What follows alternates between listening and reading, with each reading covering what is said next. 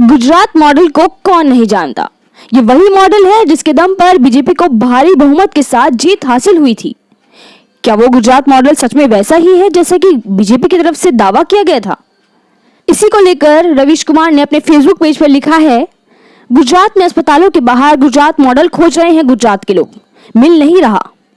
Gujarat model का propaganda देश भर में ऐसा फैलाया गया कि आज लोग गुजरात से ज्यादा गुजरात मॉडल के बारे में जानते हैं।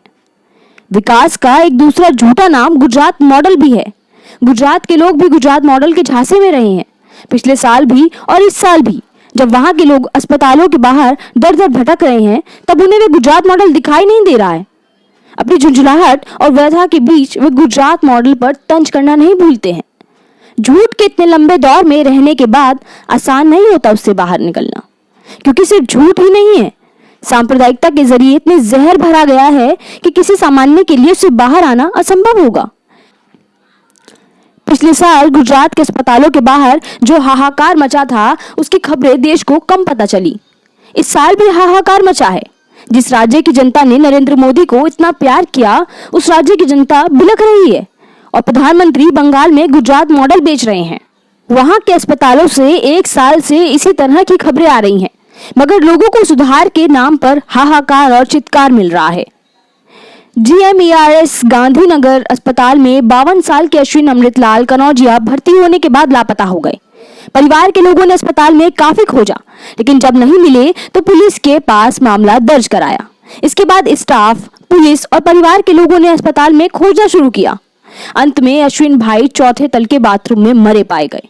उनके शव से बदबू आ रही थी। आप कल्पना कीजिए कि अस्पताल के एक बाथरूम में एक लाश रखी है, किसी को पता तक नहीं चला। अस्पताल में इतने बाथरूम तो होते नहीं। एक बाथरूम 1 घंटे बंद रह जाए तो वहां भीड़ लग जाए। रवीश आगे लिखते हैं कि अहमदाबाद मिरर की एक और खबर है। शहर के एक बड़े सरकारी अस्पताल GMERS 16 medical college and hospital में स्टाफ नहीं है। ये अस्पताल 6 नर्सों के भरोसे चल रहा है। इसके 4 ICU वार्ड में 64 बिस्तर हैं, आधे भर गए हैं। एक नर्स के जिम्मे 6 से 7 मरीज की देखभाल है। किसी मरीज को ऑक्सीजन सिलेंडर पर रखना है तो किसी का ऑक्सीजन सिलेंडर हटाकर वेंटिलेटर पर रखना है तो किसी को वेंटिलेटर से ICU पर। जाहिर है नर्सों पर काम का दबाव ज्यादा होगा। ये सारे काम सेकंड की निगरानी मांगते हैं। जरा सी देरी का मतलब जान का खतरा। कायदे से एक मरीज पर एक नर्स होनी चाहिए, लेकिन 6 मरीज पर एक नर्स है। कोविड के 1 साल हो गए, इतना भी इंतजाम नहीं हो पाया। लेकिन विकास को लेकर नरेंद्र मोदी और अमित शाह ऐसे दावे करेंगे जैसे चांद धरती पर उतार दिया हो। भावनगर के अस्पताल का वीडियो आपने देखा ही होगा। कोरोना के मरीज फर्श पर पड़े हैं, स्ट्रेचर पर ही इलाज हो रहा है। जो व्हील चेयर पर आया है उसी पर इलाज हो रहा है।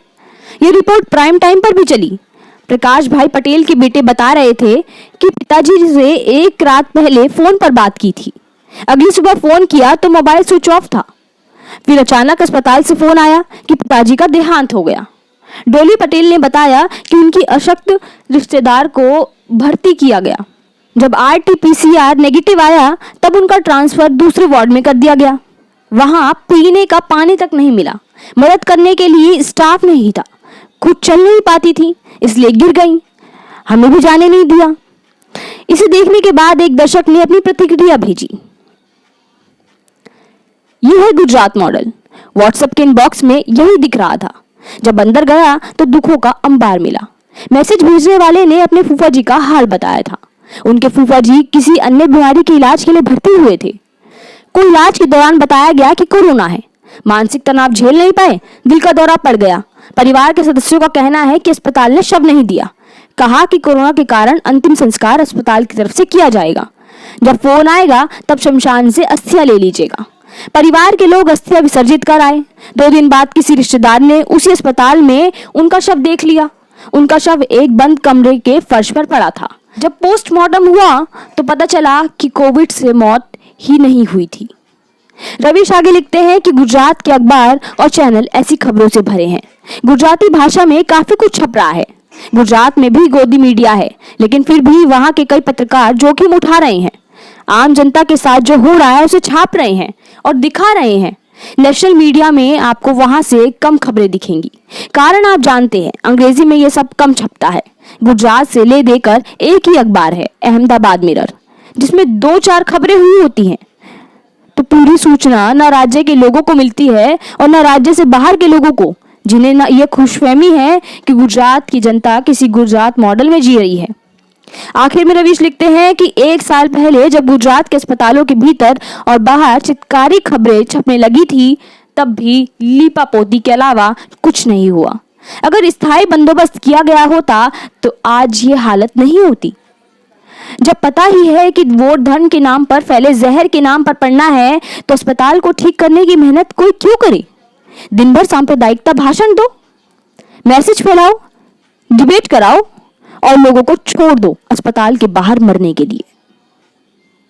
खबरों में बने रहने के लिए फोरम 4 को सब्सक्राइब करें और नोटिफिकेशन पाने के लिए बेल आइकन दबाएं।